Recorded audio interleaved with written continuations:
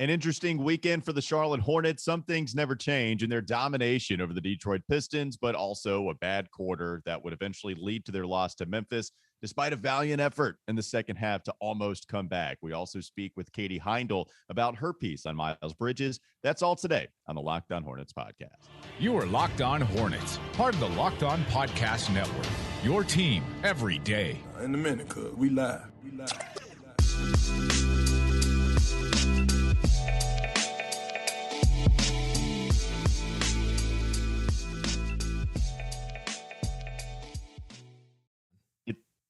It's Locked On Hornets. We're part of the Locked On Podcast Network. It's your team every day, local experts on the #1 daily sports podcast network. This episode is brought to you by BetOnline. There might be less football being played now, but BetOnline.net has way more odds and info for this playoff season, from scored totals, player performance props, to where the next fired coach is going to land. BetOnline is the #1 spot for all things NFL betting, even in the 2022 season coming up. But you also have plenty of other sports like basketball, hockey, boxing. UFC odds coverage is the best in the business, from sports right down to your favorite Vegas casino games. BetOnline is your #1 online wagering destination. BetOnline, where the game starts. All right, we got a lot to talk about, Doug. A couple of games with the Charlotte Hornets, some stories within the big-time games that they have, individual player performances. We got to see the debut of Montrezl Harrell, which it's nice to have a player that doesn't miss any shots. That is a pretty good pickup from Mitch Kupchak. It's a great quality to have as a basketball player, not missing shots. I like that. I like Montrezl Harrell. It's like, oh, he's not going to answer your defensive issues.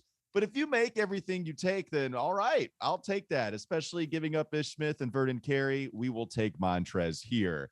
Let's start with the Detroit Pistons game. It's more fun to talk about. We destroy Detroit. Like, I don't want to jinx it, but I almost feel I'm not gonna teeter into that land. It's just they destroy them, Doug. They absolutely own the Pistons. Granted, they're not a good basketball team. Mm-hmm. They haven't been for a little while. That is very true. But for a team, they scored 150 against Indiana. They've been slumping ever since. And then all right, now's the time to unload the 140 burger. And this is the time to do it. They just own Detroit. LaMelo had a fantastic game. Miles was awesome. Terry got going a little bit too. Just a lot to like against a Detroit Pistons squad that they own. Yeah, Kelly Oubre gets the start in place of Gordon Hayward. The shooting seemed to return for the team. They were 18 of 42 from the three-point line, 42.9% on the game. Look, if every game was against Detroit and Indiana, then the Hornets might finish 82-0. I mean, I think they would. I don't think you said he might to it. 10 made field goals for LaMelo, 10 made field goals for Miles, 7 of 9 from 3 for LaMelo. That's, it's been rare to see him shoot that well from 3, but he was excellent. And then you had the triple-double by Terry Rozier, 25, 11, and 10. They kind of got going a little bit late. I thought, defensively, they had a little bit of an issue guarding Detroit, especially in the interior. That's something that we've seen. But Montrez, I think, made a big difference offensively because he was someone who could take it inside, be physical, finish through contact. Got to the free throw line, but strangely hasn't been hit in either game against Detroit or Memphis. This is not hitting his free throws as effectively as we all thought. We thought like Montrez is going to come in here and sort of be the anti-Plumlee in that he can get fouled and knock down free throws, but that hasn't been the case yet. Not too worried about that, but that was something that we did see. Yeah, so talking about Trez against Detroit, he was 7 of 9. He did play, and Mitch Kupchak spoke. It was the day of that game, and he said as long as everything goes well, he is expected to play tonight. So 22 minutes for Montrez in that one, 7 of 9 from the field. Did go 1 of 5 from the free throw line. And so we're thinking, oh, great, here we are, gassing Trez up because he's not Mason Plumlee at the foul line, and he only goes 20%. That's below Mason's season average in that game. Against the Grizzlies, though, he actually hit free throws late. Like he was 6 of 9, missed 3 early, but then hit some clutch ones down the line. So I think we've kind of avoided that potential disaster. Oh, yeah, and he only misses one field goal again. So he missed 2 against Detroit. He missed 1 against Memphis, and he hit 7 field goals altogether in each of those games, 14 total, I guess, 20 points against the Grizzlies. We'll get to that game in just a moment. But clearly, Montrezl Harrell is going to be an upgrade offensively. You see that at the center spot. Way leaps and bounds better than Mason, certainly offensively, as we saw that.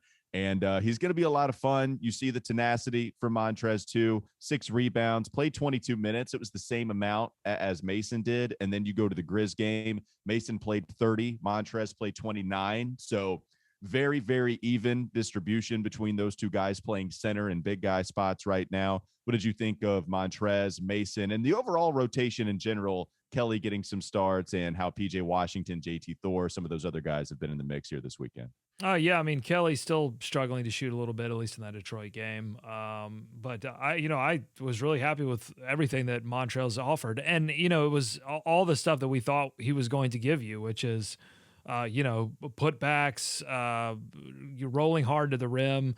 LaMelo had the nice toss back to him to finish for a dunk. Again, just certain things that you would get from Mason every once in a while, but you couldn't really depend on consistently. And Terry had a nice one where he drew the defense and then threw it up for Montrez to finish. And that's really what Montrez is all about. You can throw the ball up there and expect him to finish, but he was also running in transition and finishing in transition. Just a lot of stuff, again, that Mason Plumlee would give you every once in a while, but Montrez can obviously do consistently.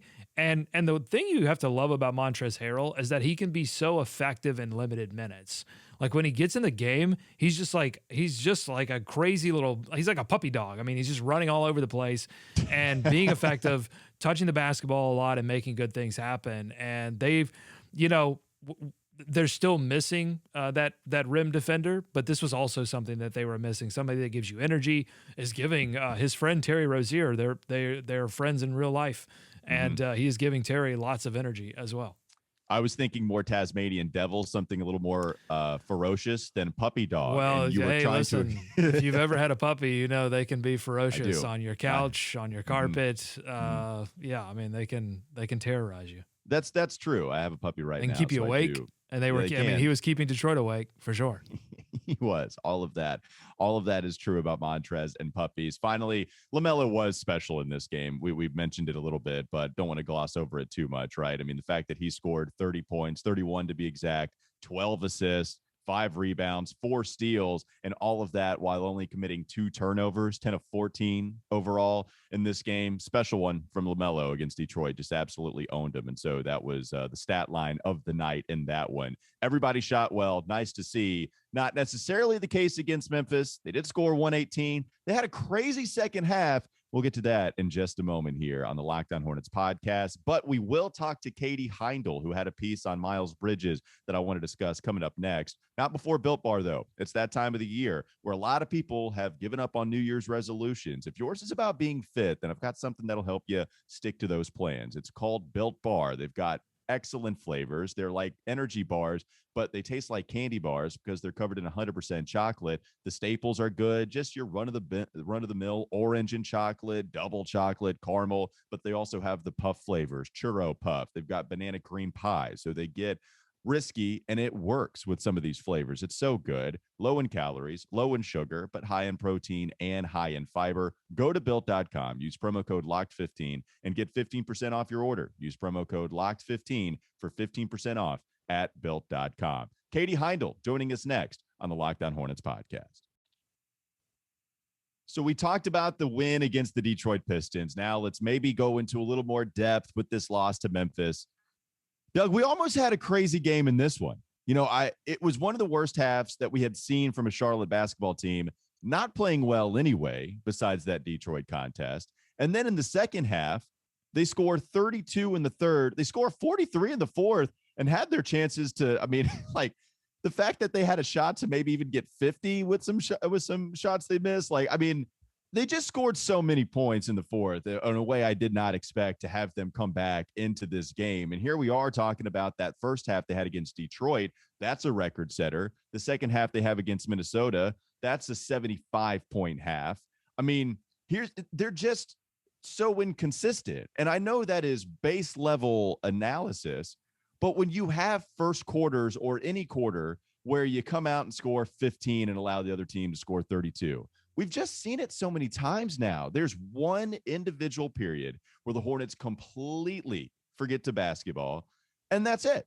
Like that's the end game. And Charlotte tries to dig themselves out of that hole. In the end, it's way too much for them to do so, even if they almost did it in this one against the Grizzlies. But Doug, you even talked about this more so. I forget what second half fake comeback that they had, but you were like, I'm not here to give them credit for that anymore. Like here we are in, approaching the 60th game of the season. We can't continue to give this team, oh, that's awesome, fist bump, great job for almost coming back. Like, stop having the dud quarters so you don't have to put yourself in such an awful situation. Yeah, and be prepared to start a basketball game. I mean, you look at LaMelo had a great fourth quarter. Terry Rozier had a great third quarter to help get them back into this game. JT Thor was a big part of that comeback as well, which I think we should dig into. But if you look at the first half, which is where they got down 30 before you could blink, Terry Rozier was 4 of 11 from the field. LaMelo Ball was 2 of 11 from the field, 1 of 6 from the 3-point line. Miles Bridges, 1 of 9. Kelly Oubre, 1 of 6. Miles never got better. We're gonna praise Miles because he's had a great season coming up in this third segment with Katie Heindl, who did a great profile on him for Up Rocks. But this was one of the worst Miles Bridges games I've seen in quite a while. There were a few, I think, plays in the second quarter that really defined why the Hornets were down so big in that first half. One was a steal at half court by Terry Rozier. He gets it. He throws it very quickly to LaMelo Ball, who has a wide open layup, but just takes his time. Lackadaisical kind of non-focused, sort of immature kind of play. Just softly lays it up, and Steven Adams just completely dominates it, blocks it off the backboard. The second play was Miles Bridges taking a three and just watching it as it missed long off the rim, and he just stood there. And Memphis was already ready to get back and annihilated them in transition. And that was a theme in this game. I think Memphis did 72 points in the paint. And yes, they did a lot in the half court too, but it was the fact that they were just beating the Hornets in transition up and down. Unacceptable. The Hornets have beaten the Memphis Grizzlies already this season, 118-108, and that's a game in which Ja Morant had 32 points. I understand they're missing Cody Martin. I understand they're missing Jalen McDaniels, but you're getting great performances out of Montrezl Harrell. I mean, he's been able to pick up some of that slack. This is all about the starters committing themselves to begin games the right way. And it's pathetic, honestly.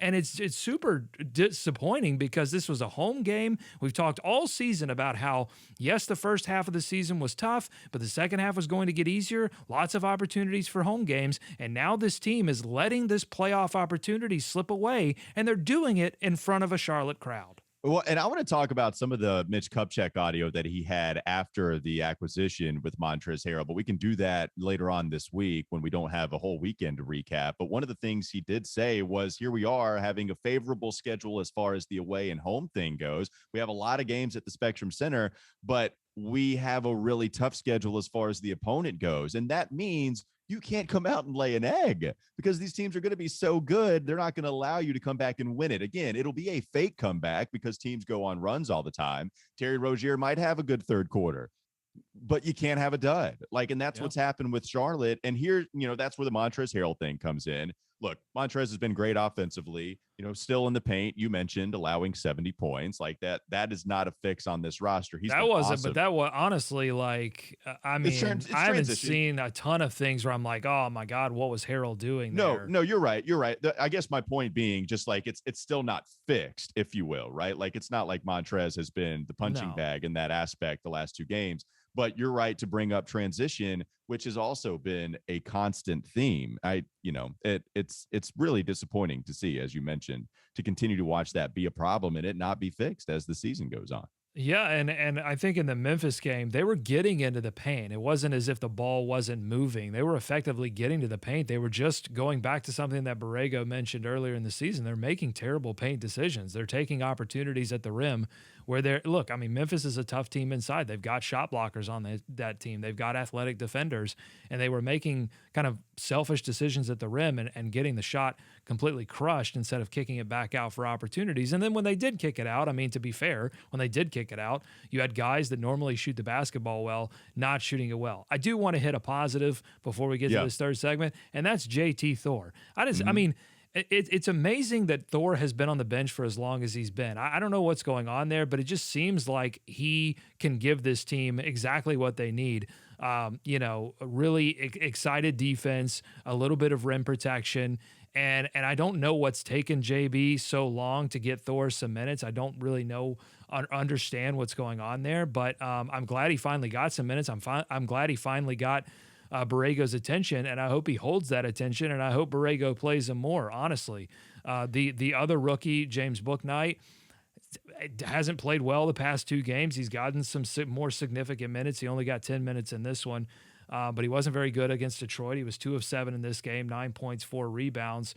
I don't know if the wrist injury, however he acquired that, who knows? Whatever, his wrist seems to be injured. They've got some kind of protection on it, but he hasn't played well.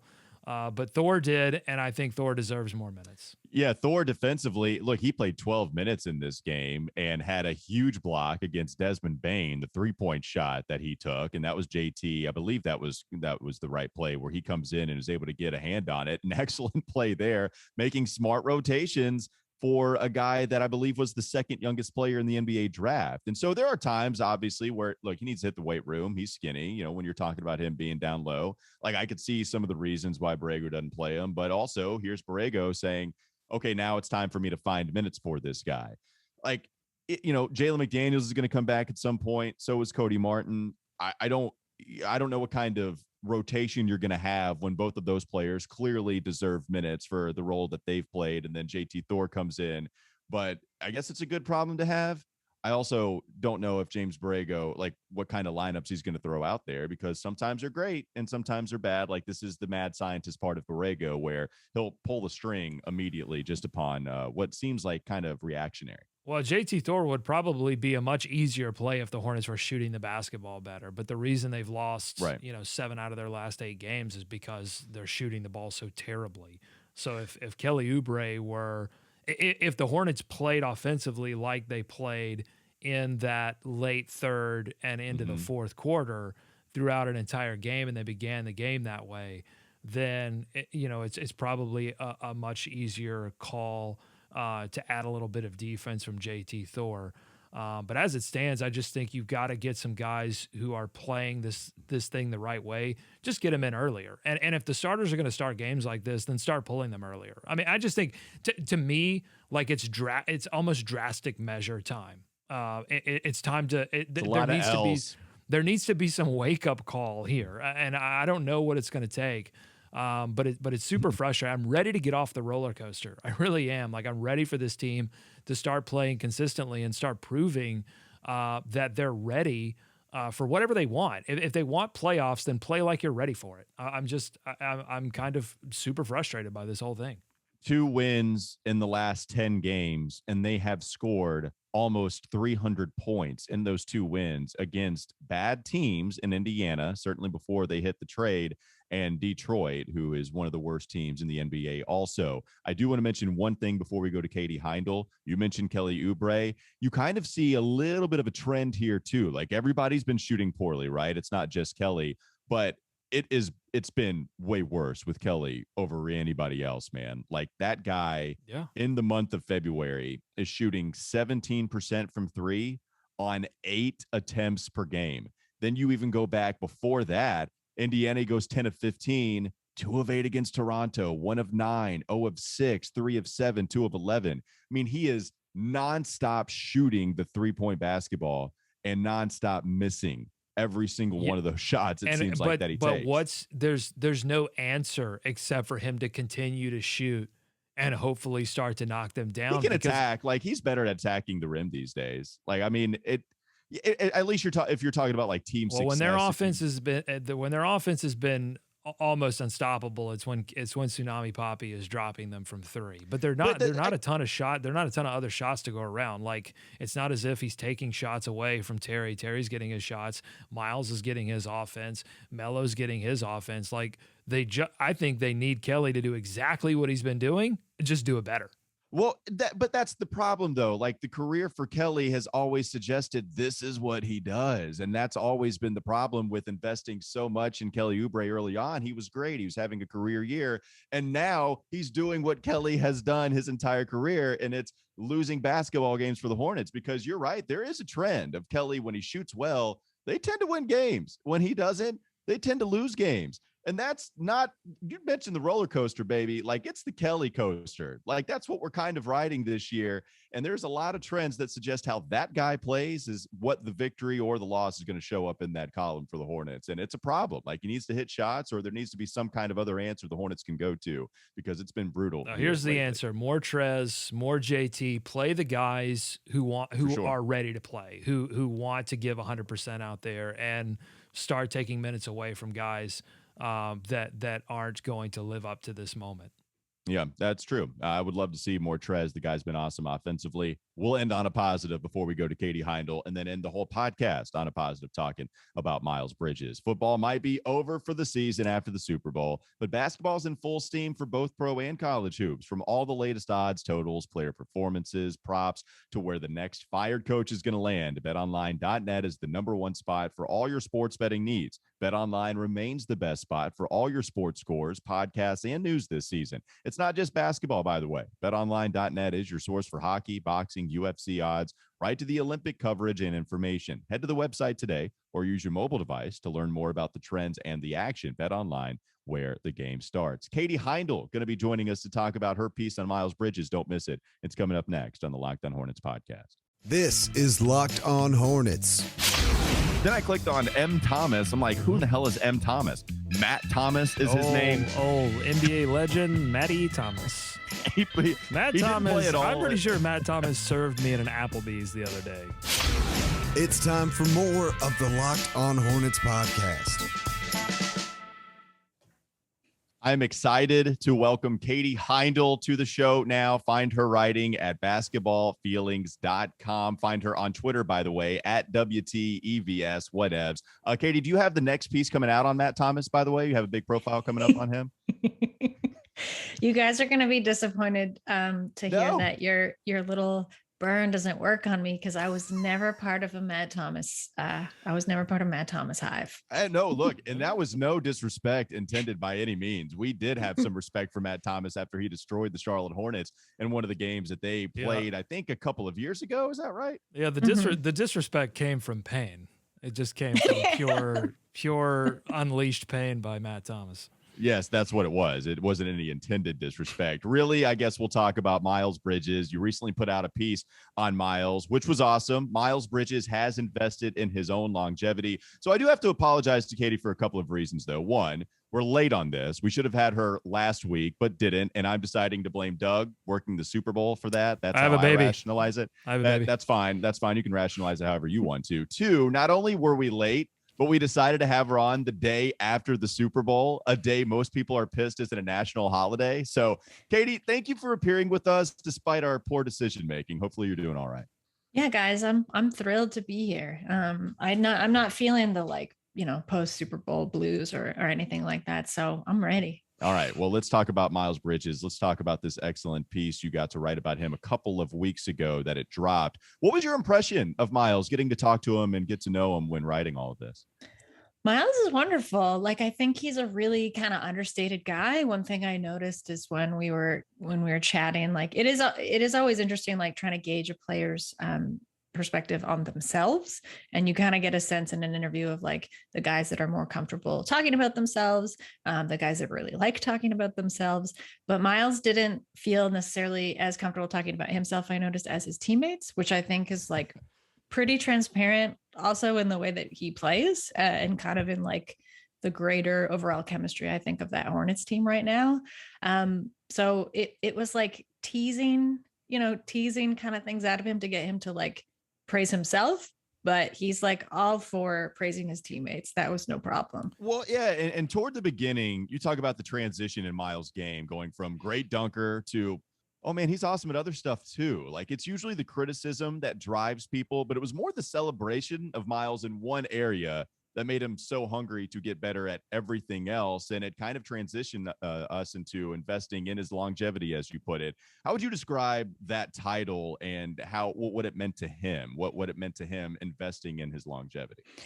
Yeah, I mean, like that was a theme. I just noticed it kept coming up. Like when you even go like trace back to his time in college at Michigan State, like the decision that he made to stay, into his sophomore year, it was very interesting to me how almost like derided he was for it, and like how plainly shocked I think so many people seemed to be. But when I chatted with Tom Izzo, the coach at Michigan State, and when I chatted with Miles about it, the sense was just that like he wanted to prepare himself all around as well as he could to make it to the NBA, and like this isn't a shot at the G League. Like I'm based in Toronto, and the Raptors are like, they use that thing like crazy, like that. They've had to use their G League arm for years, just out of necessity. But for Miles, it was this sense of like, he wanted to make it to the NBA and stay in the NBA and not just kind of become known as a very one-dimensional player. He wanted to try and round out the skill set that he had.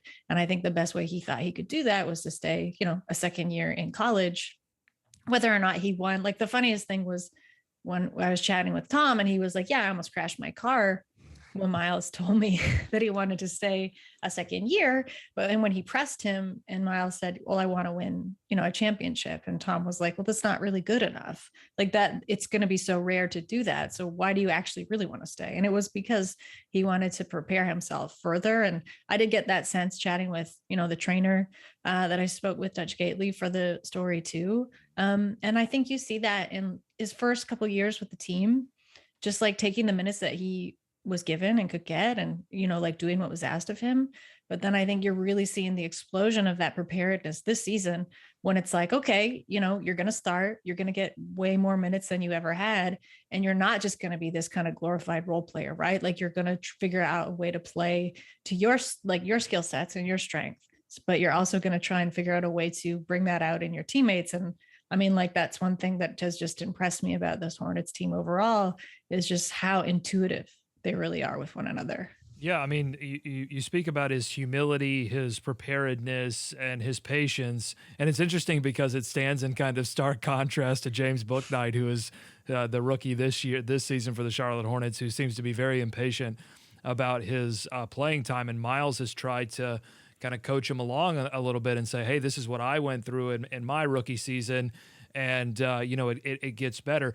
But did you get a sense in talking to him about like where those kind of things come from? His humility, his preparedness, his patience? I think for Miles, a lot of it comes from his background. I think we touched a little bit just on his relationship with his mom. He's super close with his mom and his sister. He's close with his dad, but I think that took some time and was a little bit strained, throughout his probably teenage years. And I think to him, like there's a point of pride in where he's come from, and like coming from Flint, coming out of Flint, coming from Michigan, and just like the program, at Michigan State, the way that it is a physical program, but there's also this very intense camaraderie. Miles kept mentioning this, that like he didn't really look at it as a 4-year scholarship. He looked at it as a 40-year scholarship, and that, he wanted to be able to go back to that school anytime that they'd have him and like be involved with events. You see that with like Draymond Green too, right? Who's like same kind of alumni. And I think like has some really similar characteristics to Miles, maybe not so much in his bravado, Draymond's, to Miles's own sort of like more demure attitude. But I think Miles overall just struck me as a really humble guy, like a really humble person. You can definitely see this growth of his confidence, like that's one thing where I think the difference in a rookie, like you mentioned, like with Bouknight, like being so eager and wanting to just like, and being super impatient. Confidence, I feel like, can get inverted and kind of blow up in a rookie's face occasionally. Mm-hmm. But my sense with Miles is that his confidence has been kind of unilaterally growing with his skill set, and like it's always nice to have that sense of like humbleness like when an athlete has that too, because it's almost just like a little grain of salt, right? So, to understand the work that goes into being ready, but then to have the confidence once you're kind of called up to like not shy away from the moment. And I think that's a really rare, almost like alchemized thing that like not a lot of athletes have. And for me, again, like just chatting with Miles, he didn't even like want to big it up in himself too much, but you do just get that sense. If not chatting with him, then you certainly get that sense when you watch him dunk and like explode all over the floor. Right. Yeah. So I think with him, it's just like a lot of that stuff was ingrained. Tom Izzo said the same thing. Like he's just one of the most humble, hardworking guys he thinks he's ever had. He said a lot of guys come in and kind of rest on their laurels in the sense of like the ingrained talent that they have, but he never found that with Miles. I think Miles is just like a genuinely good dude. Yeah, I think that's perfect. And you talked about kind of the growth and confidence. You've seen that. One of the things about Miles, I think he's always been brutally honest. I mean, even coming into the league, his rookie season, he talked about how he did not deserve an all rookie selection in any of the two teams, right? When you had 10 players at the end of the day, he said, look, I wasn't good enough. Like, I'm not mad at that I didn't get it. I'm just not good enough there. He constantly worked on his game. And then you mentioned him stepping up in big moments. We saw him flourish at the end of last year when Gordon Hayward goes down, when Malik, Devontae, a couple of guys are banged up. Charlotte lost a lot of guys. And here comes Miles shooting a ridiculous percentage from three, finishing everything down low because he can jump to the ceiling with how athletic he is. And I think that's been one, genuine, as you mentioned, but also just the kind of confidence that he's instilled within himself because of his improvement in the game, and to just be brutally honest on what aspects he needs to work in.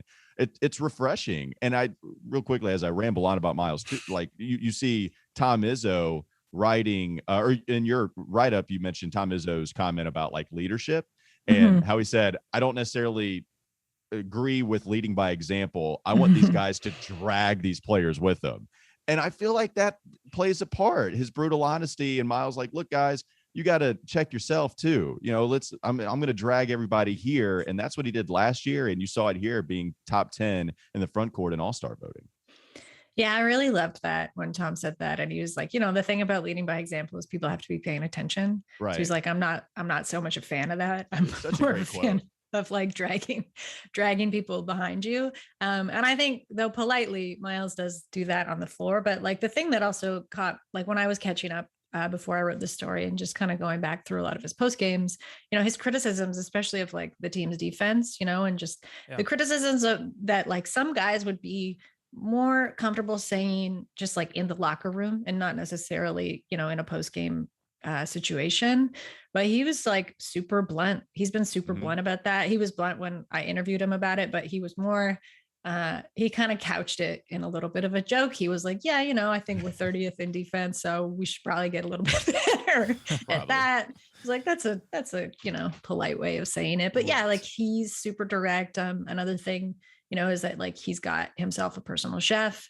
Like he's really trying to double down in terms of just like his sleep habits, getting in the gym. I know he like gets after guys about that too on the team. And I think especially for a team with such young players, and rookies that are really like raring to go, that is such an important thing that usually vets instill, in younger guys, is just like, yeah, of course, when you're younger, you can just like eat whatever you want and still come up and be ready to play. But like, it's like just another way of like, again, him investing in the sense of longevity of like, how do I have as many years as I can in the league? And how do I make those years as worthwhile for me as possible? And I think him kind of turning and trying to put that on a lot of his teammates. Again, you're just kind of seeing how he is a quiet leader, but I think a very, very determined one. All right. So Katie, you've spent some time with Miles. You've gotten to know him. You studied his game. So here's the big question, the one question that a lot of Hornets fans want answered, and we'll have to wait on this answer, but I want you to speculate on this. The Hornets have a big decision to make in the offseason. Do they re-sign him, and do they give him kind of max type dollars, because it looks like he's going to be a hot commodity on the market. So my question is a two-parter here. Should the Hornets re-sign him to a max contract? And do you believe that Miles would consider re-signing with the Charlotte Hornets, or do you think he wants to shop around? I mean, I'm incredibly biased. I will put that out there first. But yes, I think they absolutely should. I mean, one thing that struck me in watching him and then talking to him, and it's just like, so many teams now are going big and long. And like Miles is so strong and just like so naturally athletic. And I think I wrote about that in the piece of just like he plays more like a gymnast. Like the way he is just able to like move and contort and like the quick decision making, that he can do on the floor. A lot of that is just innate, but now he's building up like his playmaking abilities. Like the team is running plays for him and like really trying to push and test him. I think as long as they keep doing that and you develop that side of him, yes, it's like, to me, absolutely Miles Bridges is a player that as a team, especially if you're looking at developmental, potential, he's a player you'd want to invest in, because right now I can think of like, no less than 5 teams that could use somebody like him. Right. And just like in terms of even at where he's at, and like, if you want to talk about like ceiling and, career trajectory and growth in that sense. So yes, absolutely. They should keep him. To my sense was that like just chatting with the trainers about him, they want to just like, why else would you invest so much in a player like this and like explore, okay, like let's try out his playmaking. Like, let's see where he's at both ends of the floor, and not just kind of have him be like, all right, he's a great outlet for LaMelo. Right. Like, that's not what they're trying to do with him.